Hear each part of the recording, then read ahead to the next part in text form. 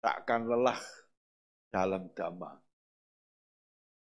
Apakah karena melaksanakan dhamma itu kita bisa lelah? Lelah itu terjadi karena apa? Saya bosan. Kenapa bosan? Apa yang saya harapkan seringkali tidak tercapai. Sudah berbuat baik, tapi kok enggak mendapatkan kebaikan. Malah seringkali kita berbuat baik, hasilnya adalah keburukan. Mengapa kita lelah? Saya mengenal agama Buddha sejak mahasiswa. Saya dari keluarga agama lain. Belajar agama Buddha sejak tahun 1963. Kamu sudah lahir? Masih jadi apa? Belum jadi apa-apa. 63 waktu mahasiswa, saya belajar agama Buddha di Bandung. Ini kaitannya dengan apa yang saya lakukan. Begitu jatuh cintanya kepada agama Buddha. Oleh karena saya lihat bahwa di dalam agama Buddha itu sangat jelas ajarannya. Sistematikanya jelas. Tujuannya jelas. Tinggal kita sendiri mau melaksanakan apa tidak. Karena itulah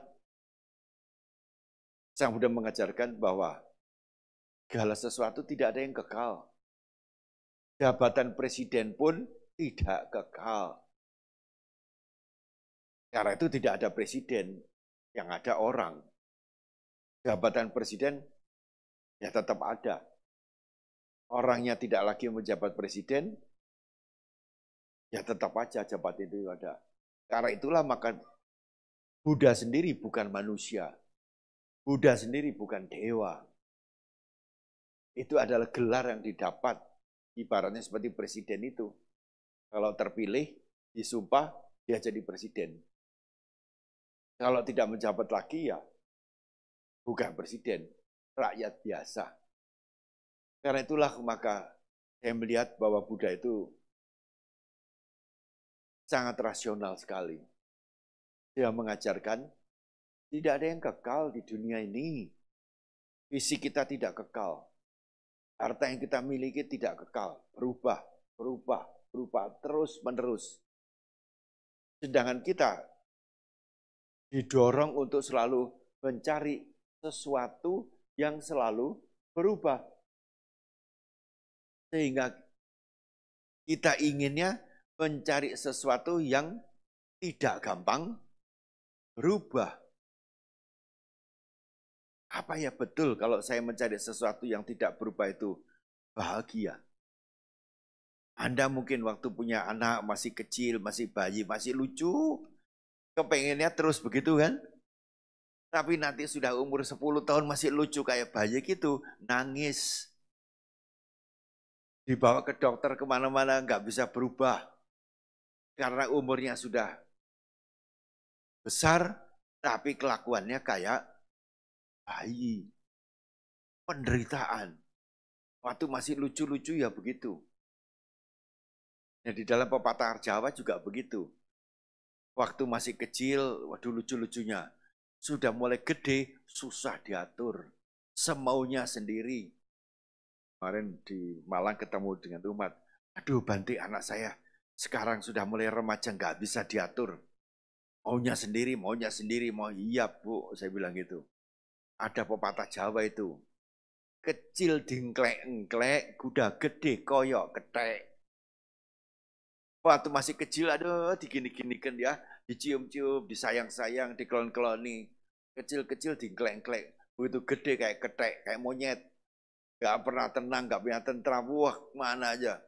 Diajak ke wihara gak mau, diajak ibunya mau, udah maunya sendiri aja. Mulai penderitaannya itu muncul, seneng bercampur susah. Sang Buddha mengajarkan itu, semuanya tidak kekal. Dan semua yang tidak kekal itu selalu mendatangkan kebosanan.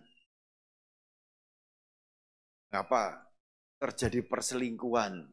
Entah laki-laki yang selingkuh, entah perempuan yang selingkuh di televisi ya. Kalau perlu sampai tak bunuh itu. tahu istrinya selingkuh, dibunuh. Tahu suaminya selingkuh, disiram pakai minyak bensin. Sudah polisi, suaminya polisi, siram, mati juga, masuk penjara. Sedangkan anaknya kembar 2, baru bayi. Karena apa terjadinya? Tidak bisa mengendalikan diri. Dan seringkali karena kita itu ingin memiliki itu untuk kita sendiri. Orang jatuh cinta itu juga karena ingin memiliki sendiri. Gak boleh dilirik orang lain. Gak boleh disentuh orang lain. Gak boleh mesra sama orang lain. Timbul kecemburuan. Timbul kemarahan. Timbul kebencian. Kemudian timbul perbuatan yang buruk. Pembunuhan. Penganiayaan dan sebagainya. Itu akibat kita tuh ingin memiliki sesuatu yang tidak kekal, inginnya kekal dan untuk saya saja. Karena itulah Sang Buddha mengatakan, mencintai itu penderitaan. Apa iya, saya dulu tidak ngerti itu. Kok mencintai kok menderita? Sedangkan mencintai itu indah. Kalau sudah mengenang pacarnya kedip-kedip di rumah, waduh enaknya setengah mati. Takut kehilangan dan sebagainya. Mencintai itu kemelekatan selalu akan menimbulkan penderitaan. Ya kenapa? Oleh karena ada unsur aku. Ini milikku. Menata altar saja. Sudah saya tata, orang lain memindah-mindahkan, marah. Terjadi itu di beberapa wihara. Karena apa? Melekat menata altar, itu punya saya, itu karya saya. Jangan utik-utik. Marah lagi gitu. Timbullah masalah dalam wihara itu. Ini terjadi ini. Karena apa? Menata itu seakan-akan ini milikku. Tapi kalau dia memiliki cinta kasih dan kasih sayang dan maaf, dia menata, oh begitu ya bagus. Ya sudah nggak apa-apa. Biar dia senang, dia ikut menata. Maka terjadi apa? Kebahagiaan. Tapi kalau akunya besar, jangan utik-utik.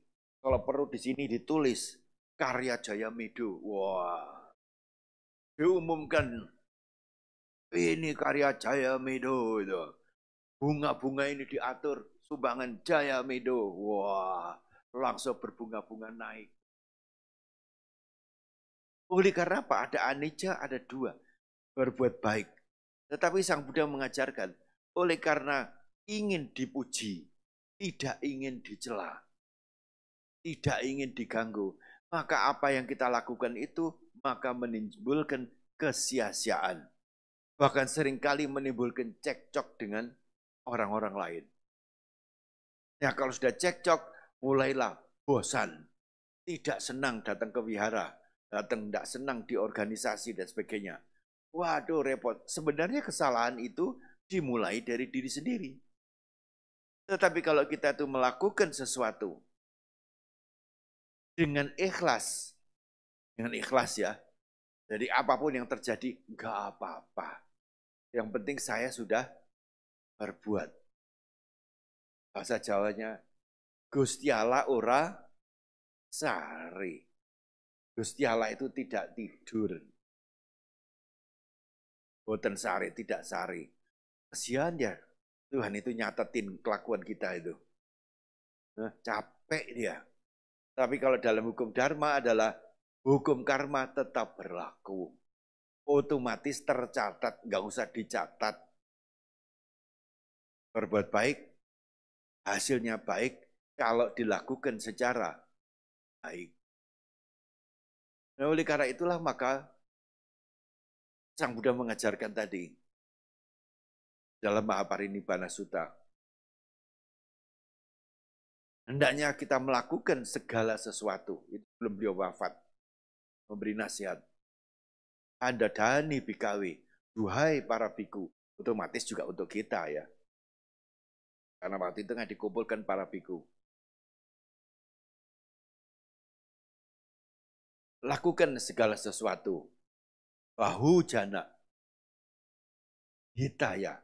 lakukan segala sesuatu dengan pikiran, dengan ucapan, dan dengan perbuatan. 3 ini kuncinya ini. Kalau ingin bahagia, lakukan segala sesuatu. Tapi yaitu syaratnya, untuk apa? Bukan untuk diri sendiri. Karena Anda ini orang kaya, memiliki dharma, memiliki karena pengetahuan dharmanya cukup, maka kecukupan dharma itu sendiri, kita mempunyai kasih dan mempunyai rasa sayang, mempunyai mata 2 yang bisa lihat penderitaan orang lain, kesulitan orang lain, kebahagiaan orang lain. Kita mendengar, kita punya kuping 2, kita enggak tuli, maka mendengar keluh kesah orang-orang lain. Jadi melihat kesulitan orang lain dan mendengar keluh kesah orang lain, maka disitulah maka Anda memuja kepada Avalokiteshvara, di mana Kuan Im. Pojok itu. Kuan Im itu adalah Avalokiteshvara. Awa itu awang-awang dari atas. Lo kita itu melihat. Look at me, look kita. Ishwara, mendengar suara. Jadi makhluk yang melihat, mendengar kesulitan orang lain. Nah, kalau kita mengenal dharma, memahami dharma, meyakini dharma, jadilah semacam Avalokiteshvara. Saya melihat penderitaan orang lain, teman-teman orang lain. Jadi kalau ada jalan itu, jangan ke atas. Wah, cuma bawa Hermes. Wah, begini. Ya kan? Bawa Hermes kan selalu kepalanya dongak ke atas gitu. Tapi kalau Hermes palsu, cek begini, jalannya menduduk begini. Kemarin juga gitu, waktu ada naik mobil, ada lihat perempuan membawa tas ditaruh di kepala. Nah, itu pasti bukan Hermes itu. Karena kalau sudah taruh di kepala, karena panas, itu pasti tas yang palsu murahan dari pasar Atom. Gak takut rusak. Tapi kalau dikempit, dikelek begini, kalau perlu dibungkus pakai plastik, jalan, itu harganya mahal. Nah, jadilah Avalokiteshvara. Do for the benefit. Benefit itu apa? Untuk manfaat. Jadi kalau kita mata kita terbuka, karena kita diberkahi, punya mata 2, yang dilihat itu adalah kesulitan penderitaan orang lain. Tidak hanya manusia orang itu, tetapi juga binatang, tumbuh-tumbuhan, maupun alam. Dalam agama lain juga begitu, ada orang yang pergi ke tanah suci. Sudah 8 kali. Kemudian yang satu pergi ke tanah suci tapi nggak jadi. Tapi melihat anjing kehausan melelet-lelet nggak dapat air. Maka orang ini memberi minuman anjing ini dengan minuman. Maka dialah yang masuk surga dulu. Bukan orang pergi ke tanah suci 8 kali. Kalau saya 5 kali ya pergi ke tanah suci itu. Saya belum tentu masuk surga. Tetapi orang wanita yang memberi makan anjing ini bisa masuk surga. Karena apa? Welas asih dan kasih sayangnya besar. Dan dia ikhlas tidak mengharapkan apa-apa. Kalau dia ngasih minum anjing, apa yang diharapkan? Jadi kita lihat tidak hanya manusia, tetapi juga melihat tumbuh-tumbuhan. Kalau sekitar Anda ada pot-pot yang kering, lakukan untuk manfaat others, orang lain. Kasih air. Semoga ini tumbuh. Kalau besok Anda lihat dia bersemi, Anda gembira senang karena Anda memberi. Juga kepada binatang, tadi kepada tumbuh-tumbuhan, juga kepada semua makhluk, kita lakukan upacara patidana. Mau terima nggak terima itu urusan yang meninggal. Tapi yang penting, welas asih dan kasih sayang kita memberikan sesuatu yang terbaik untuk yang sudah meninggal. Kalau rotinya kurang 1, itu pasti dari almarhum itu yang makan itu. Ya kan? Nah, untuk manfaat others, orang lain. Kemudian yang kedua adalah untuk kesejahteraan pihak lain. Dan yang ketiga adalah untuk kebahagiaan pihak lain. Ini yang disabdakan oleh Sang Buddha. Yang nomor satu adalah ditekankan pikiran kita dulu. Hendaknya kita memiliki pikiran yang bersih, bening. Berpikirlah secara positif. Karena kita berpikir secara positif, gak ada kesempatan untuk ngerasani orang lain. Tidak punya kesempatan untuk, jadi kalau ada teman bicara orang lain, biasanya kalau orang itu ngerasani ngomong kosong itu apa namanya, kerumpi, bahasa Jakartanya, ya, itu yang dirasani itu siapa? Selalu orang lain. Dan orang lain itu yang dirasani yang negatif atau yang positif? Yang negatif. Karena itulah ajaran Sang Buddha nomor satu itu tidak diajarkan sembahyang. Manggut-manggut, bakar hiu, maaf. Hiunya terlalu banyak itu bisa mengganggu pernapasan umat di sini. Harus kita kemarin saya rapat di New Zealand itu juga para bante di sana ngomong, jangan terlalu banyak hiu dalam ruangan. Ini mengganggu pernapasan umatnya. Jadi kalau perlu itu dibuka dulu, supaya fan-nya dipasang dan sebagainya. Kalau perlu rupa tidak perlu 3, 1, Eka. Tuhan itu 1. Biasanya 3, kadang-kadang segepek begini. Kalau segepek ini katanya rezekinya banyak. Tapi tidak tahu penyakit napasnya juga banyak. Karena itu di banyak wihara-wihara Theravada maupun Mahayana yang bukan tradisional, gak lagi bakar dupa. Kalau toh hanya perlu 1, gak usah tiap patung 1 tancap itu di kelenteng gitu, betul ya? Ya lagi, kesehatan kita lebih utama. Arogya paramang laba. Badan yang sehat itu adalah kekayaan yang terbesar. Jadi begitu dipasang, wah saya udah mulai batuk-batuk untuk dikasih begini gitu. Ini berbuat kebaikan juga. Ya, hanya begini aja, tapi berkahnya besar. Jadi nomor 1 mind, pikiran M pertama. Nah kalau sudah mindnya itu positif, harus nomor 2 yang dijaga adalah mouth, mulut. Mulut ini nggak ada gemboknya. Siapa yang mulutnya digembok di sini? Nggak ada. Jadi kalau begitu nganggur, duduk, mulai dia cek gitu. Yang diomong orang lain. Karena itulah maka Sang Buddha mengajarkan sama wacak itu. Ucapan yang baik, ucapan yang benar, ucapan yang bermanfaat. Karena ucapan ini yang akan menciptakan samagi, yang menciptakan kerukunan. Tetapi ucapan ini juga yang mengakibatkan perceraian, mengakibatkan perselisihan, mengakibatkan pembunuhan. Monyet loh, wah, muara langsung dibunuh. Saya mengatakan, ya itu saya nggak punya buntut itu. Jadi yang monyet siapa? Yang ngomong. Kebahagiaan yang ada. Tapi biasanya langsung kita marah. Mau dikatakan monyet, sudah tahu manusia kok dikatakan monyet kok marah. Tapi kalau kata, loh kamu tuh kayak orang ya. Nah, itu monyet itu berarti. Dan karena itulah maka harus dijaga sama wacak ini. Yang tadi Anda sudah membaca mengenai Sangganusati.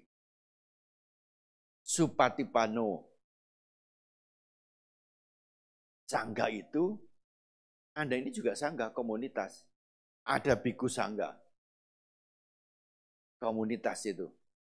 Yang nomor 1 tadi sudah dibicarakan. Ngomong itu yang baik lah. Kalau enggak baik, tutup kupingnya. Karena Anda diberi racun oleh orang itu. Tutup kupingnya, jangan terus didengar. Omongan yang baik. Diajarkan. Nomor kedua adalah lurus.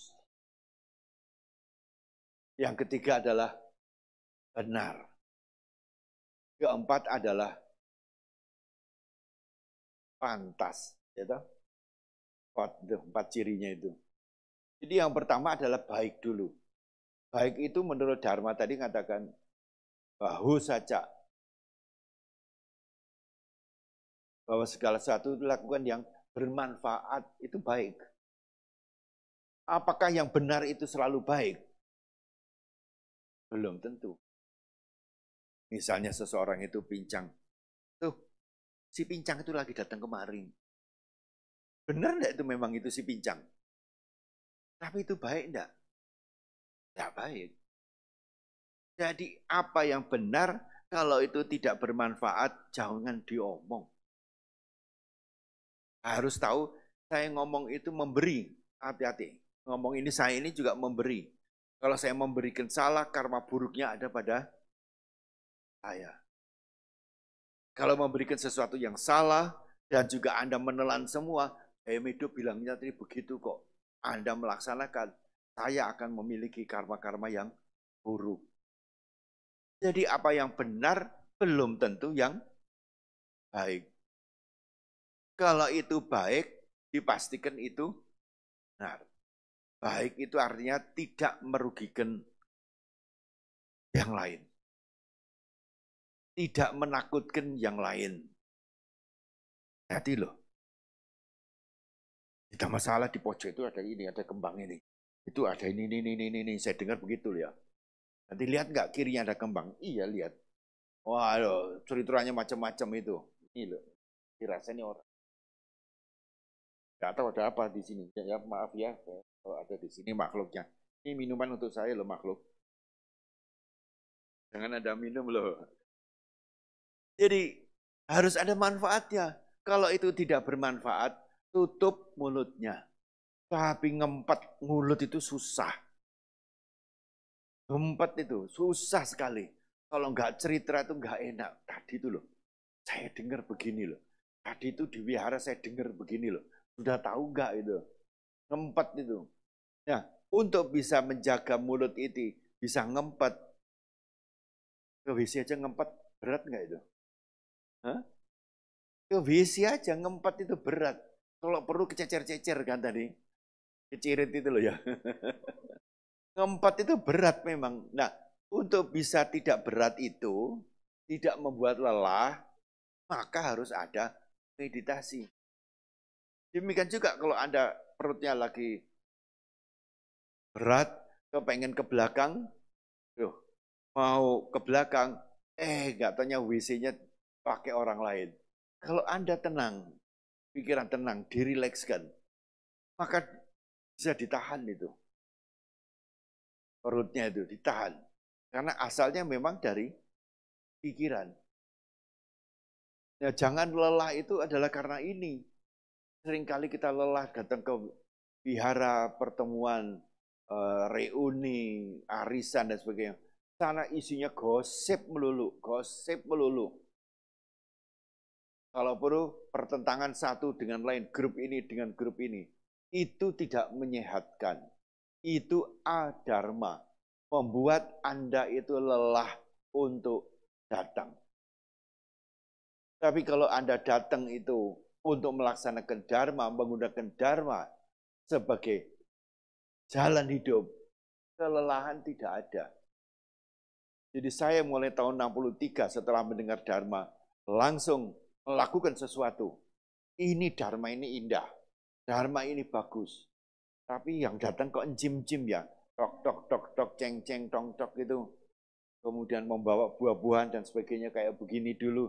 Saya kan dulu mahasiswa kan. Mahasiswa kan nggak punya duit. Ya nakal juga. Jadi kalau sudah jam 12 siang, jam 1 pulang kuliah, jam 2 itu datang ke wihara, ya ada jeruk ini. Nah, ini betul ini, saya juga nggak termasuk nakal. Langsung aja di depan Buddha, mohon maaf, ini sudah jam 2 siang, Buddha tidak makan. Maka yang makan adalah penjaga wihara. Termasuk kami, kita ambil semua. Makan bantinya, itu kalau Bante tadi sudah saya ambil kok, bantenya, bikunya sudah. Karena di Sri Lanka itu tidak ada buah di depan patung Buddha setelah jam 12. Harus segera diringkes. Karena Buddha tidak makan. Yang makan siapa? Ini berdua ini loh. Sudah dapat tugas. Ini betul ini cerita saya. Juga demikian pada suatu saat encim-encim datang. Wah, datang ke membawa apa? Duren. Ini dia gitu. Begitu encimnya masuk, ini dia target ini gitu. Terus sudah taruh di altar. Selesai jam 12 kita tungguin aja sampai dia pulang. Lapor sama bantenya, Bante, nanti durennya untuk kita sendiri ya. Sudah ambil itu. Begitu kita ambil selesai, nggak taunya jam 3, encim-encimnya datang lagi. Enggak, bantenya bilang kapokmu itu. Karena setelah jam 12 Buddha tidak makan, jadi seharusnya di altar tidak ada buah-buahan. Yang nggak tahu yang di sini ya silakan aja gitu. Ya, kalau sana pasti enggak itu. Pelanggar winaya itu bantenya itu. Nah, jadi lakukan segala sesuatu. Jadi apa? Do. Jadi kita tidak boleh lepas dengan pikiran, dengan ucapan, lanjutannya dengan perbuatan. Nah, kalau pikirannya negatif, ucapannya negatif, perbuatan menjadi negatif. Ini 3 serangkai satu kesatuan, tunggal. Karena itulah maka diajarkan meditasi. Tidak hanya cuman punggungnya tegak, matanya tutup, napas naik keluar. Loh, ngapain ini begitu? Apa yang dilihat? Yang dilihat adalah pikiran Anda. Negatif, positif.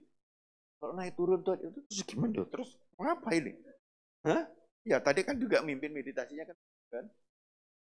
Untuk apa? Lihat pikiran Anda. Dengan menutup itu, lihat Anda sendiri.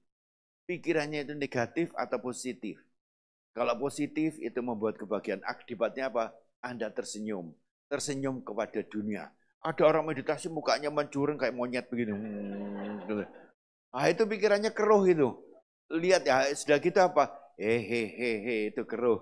Itu tidak baik. Itu membuat Anda gelisah.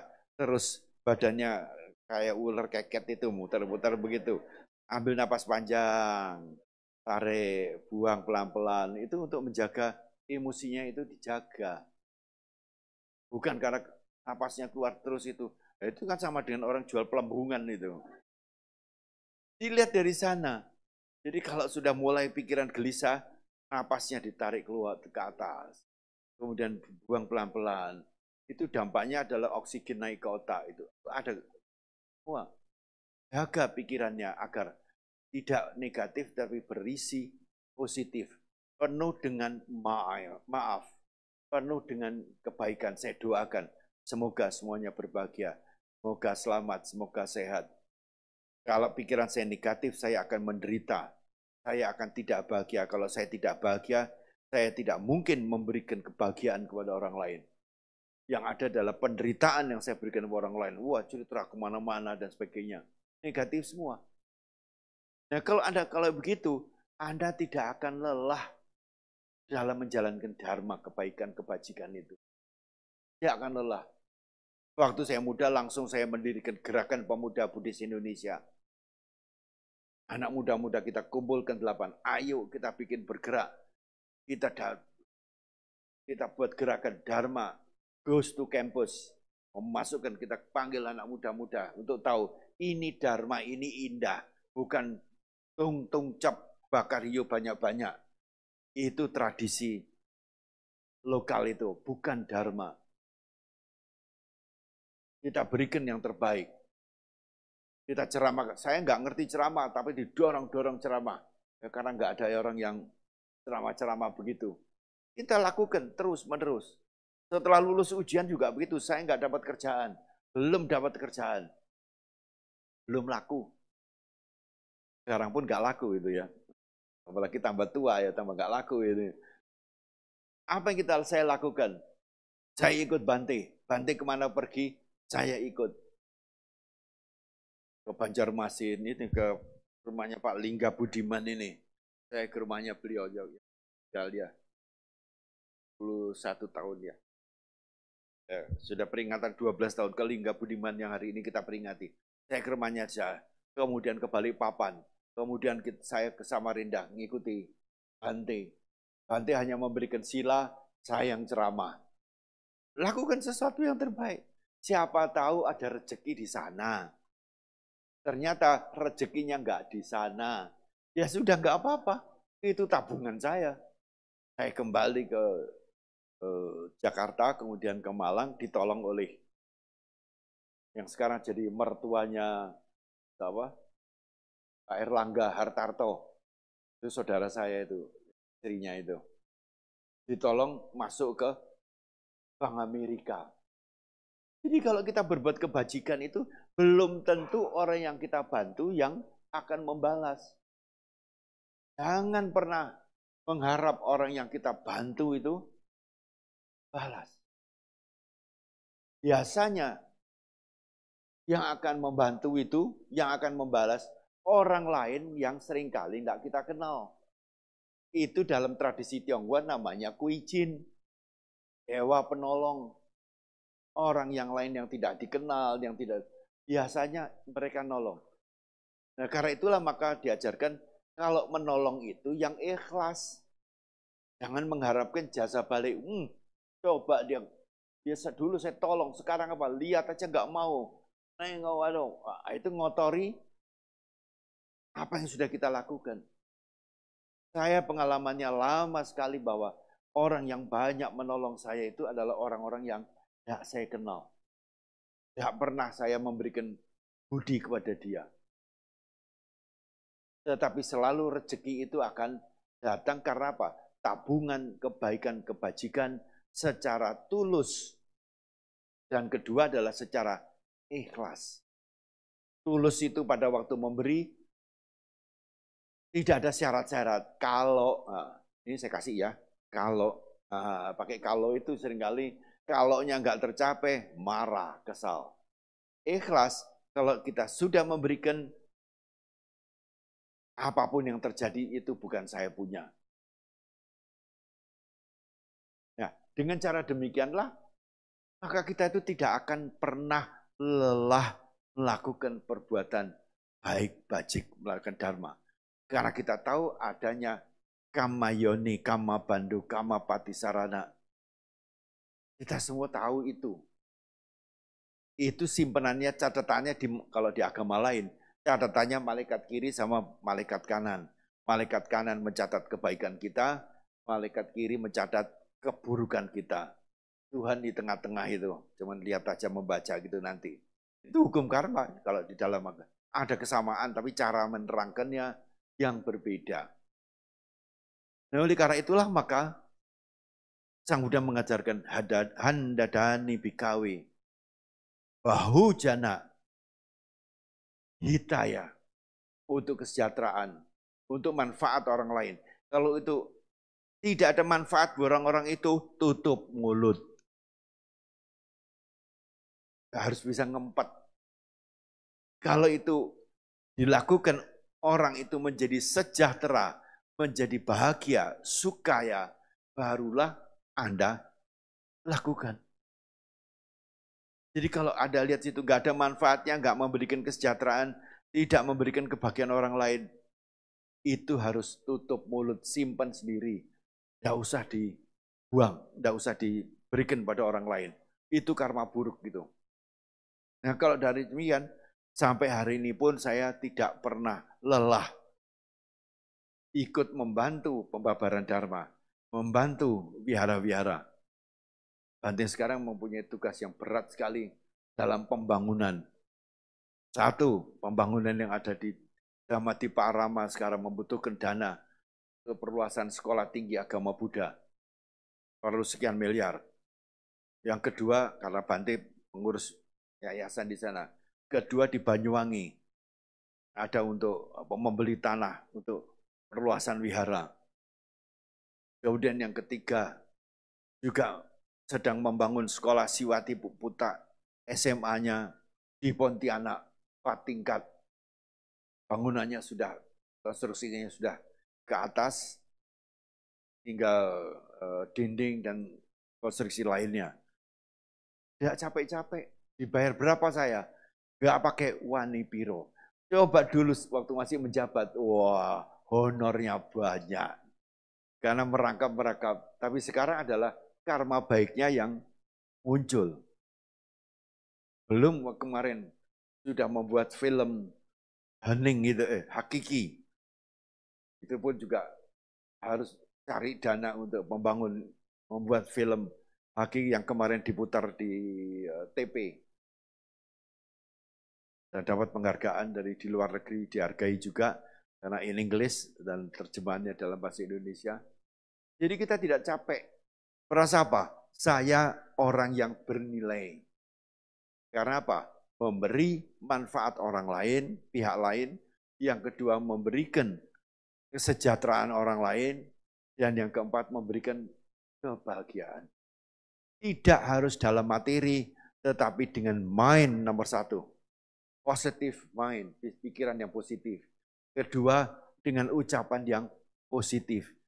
Kalau saya tidak bisa mendorong, menceritakan orang lain, dan secara jujur, ya Sangganusati itu yang kedua kan jujur, lurus. Kalau enggak jujur, ya pasti hancur. Pasti ketahuan, lihat aja koruptor-koruptor itu. Koruptor itu bukan orang yang melarat, orang yang serakah, orang yang rakus, orang yang haus, itu yang kena. Bukan orang yang miskin, tapi pengadilan seringkali ya tidak adil. Dalam pengertian, tumpul ke atas, tajam ke bawah. Jadi orang kecil yang menderita. Makanya saya nggak berani jadi hakim. Lulus sarjana hukum, saya diterima sebagai hakim di Malang, nggak, takut karma buruk saya. Karena apa? Mengambil keputusan nasib orang. Ternyata bekerja di perusahaan, dibilang sumber daya manusia, akhirnya juga menentukan nasib manusia. Kalau dia salah, harus dipecat.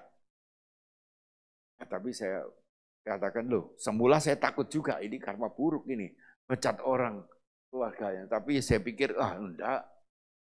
Dia yang berbuat, dan dia membuat lubang kubur bagi dirinya sendiri. Karena itu kalau saya mengadili seorang karyawan, berbuat salah pecat, saya enggak punya beban. Tetapi saya usahakan karyawan itu mengatakan, yes, I'm guilty. Ya, saya bersalah. Nah, kalau salah, apa hukumannya? Ya terserah di peradilan ketenaga kerjaan. Itulah saudara sekalian, bahwa jangan pernah lelah berbuat kebaikan dan kebajikan. Selalu ingat, handadani bikawi, bahujana, hidayah, sukaya. Sukaya itu membuat suka. Kalau Anda bisa membuat suka orang lain lebih banyak lagi akan lebih suka, akan mengikuti Anda bergerak untuk membantu. Tanpa saya menggerakkan banyak orang untuk rela, seperti membangun SMA di Pontianak itu, maka tidak mungkin ada dana yang masuk. Kenapa? Enggak dipercaya. Hancurnya reputasi kita, karier kita, karena enggak dipercaya orang lain.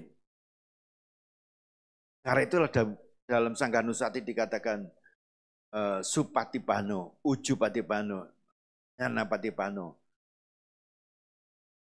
Perbuatan yang pantas, yang baik, yang lurus, yang benar, yang pantas, maka dampaknya adalah Anda akan didukung orang lain, akan dibantu orang lain, dan apa? Dihormati orang lain. Kalau itu bisa dilakukan, maka usaha kita lancar adanya. Anda punya banyak teman, banyak pendukung, banyak donatur.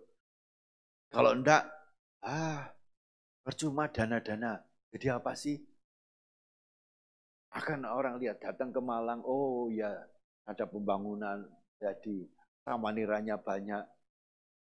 Bisa kemarin ada samanira saya kirim satu, mendadak karena harus ke mana? Sumeneb ya. Mestinya ke Sumeneb saya itu ya.